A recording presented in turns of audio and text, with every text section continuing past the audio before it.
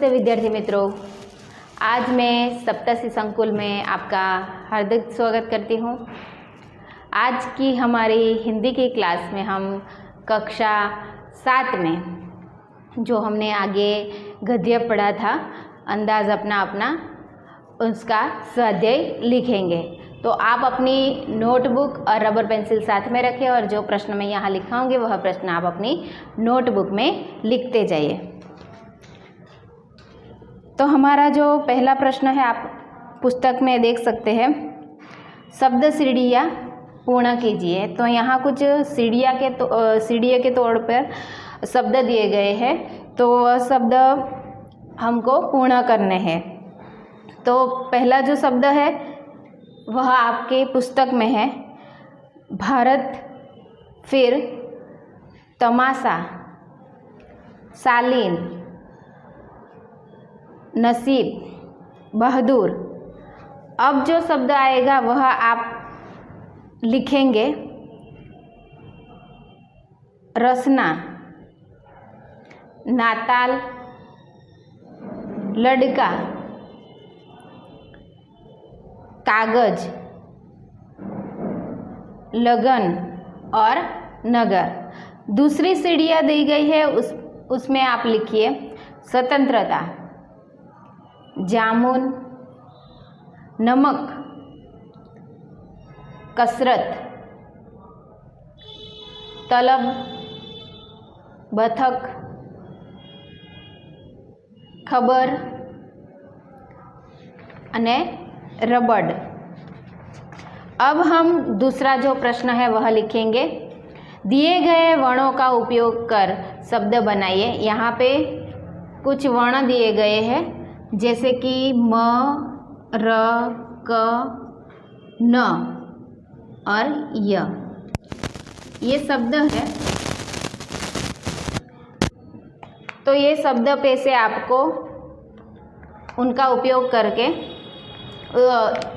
ये वर्णों का शब्द बनाना है। तो पहला शब्द बनेगा मकान, दूसरा नया, नामुमकिन, फिर रकम, आगे का शब्द लिखिए नमन,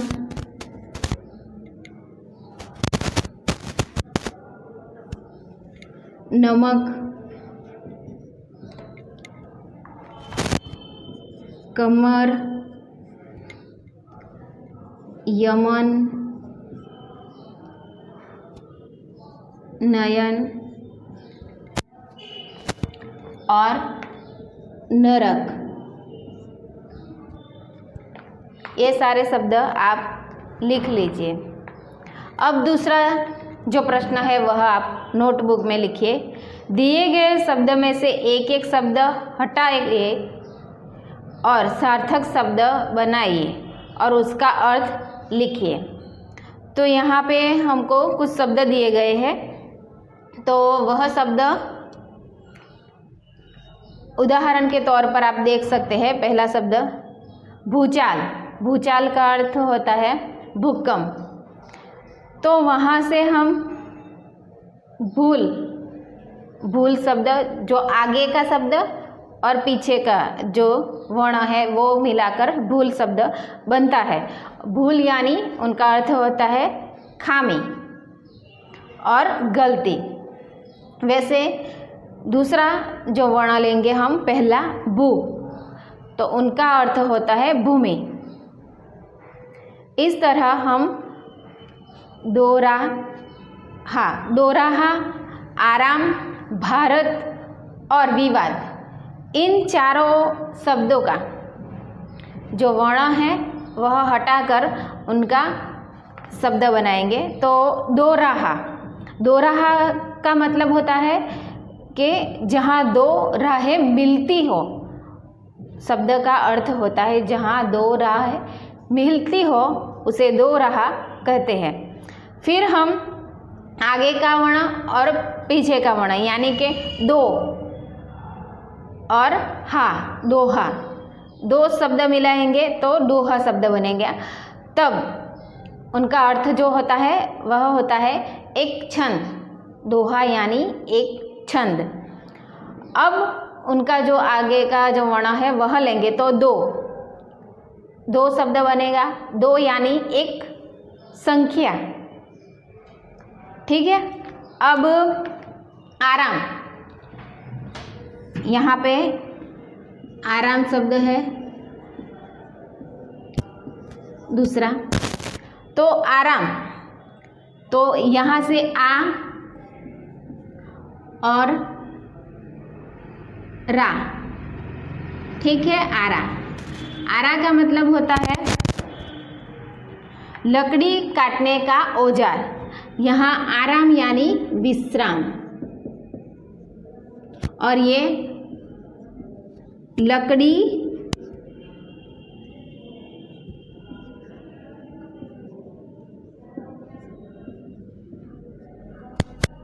काटने का औजार, ठीक है। फिर बाद में उनका शब्द बनेगा राम। उनका अर्थ होता है अयोध्या के राजा।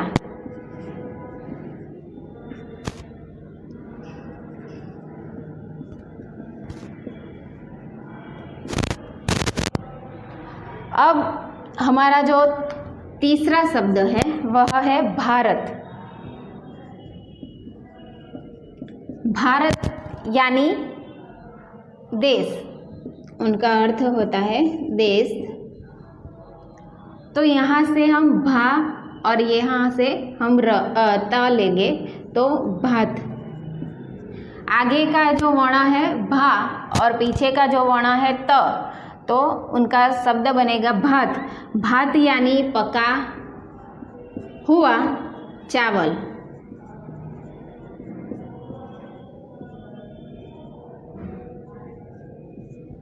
ठीक है। अब यहाँ से र और त, रथ। रथ का अर्थ होता है लीन। उसी प्रकार हम चौथा जो हमारा शब्द है वह बनाएंगे। तो चौथा शब्द है हमारा विवाद। विवाद यानी झगड़ा।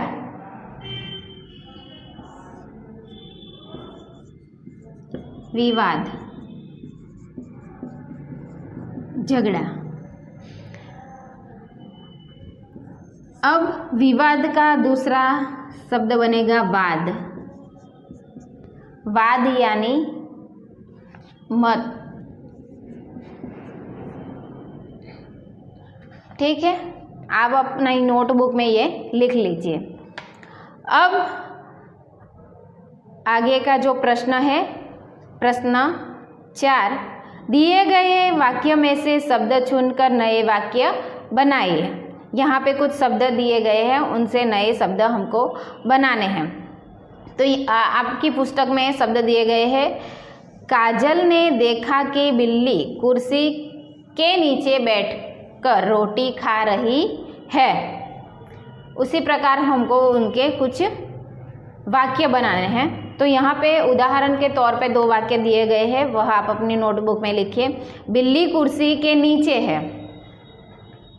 दूसरा जो वाक्य है, काजल नीचे बैठकर रोटी खा रही है। अब तीसरा जो वाक्य है वह आप लिखिए, काजल कुर्सी के नीचे है। चौथा वाक्य लिखिए, काजल रोटी खा रही है। उसी तरह 5वां वाक्य लिखिए, काजल ने देखा बिल्ली रोटी खा रही है। और 6ठा जो वाक्य है वह लिखिए, काजल ने देखा कि बिल्ली है। इस तरह आप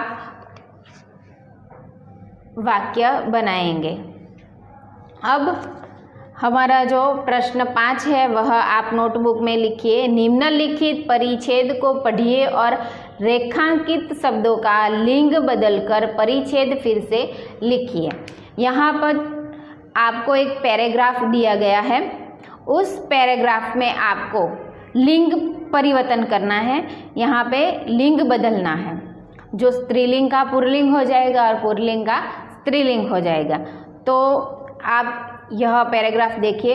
लड़के ने कहा, तो यहाँ पे लड़का शब्द है तो वह पुल्लिंग है, तो वहाँ पे आप स्त्रीलिंग हो जाएगा। तो लड़के की जगह आप लगाएंगे लड़की ने कहा।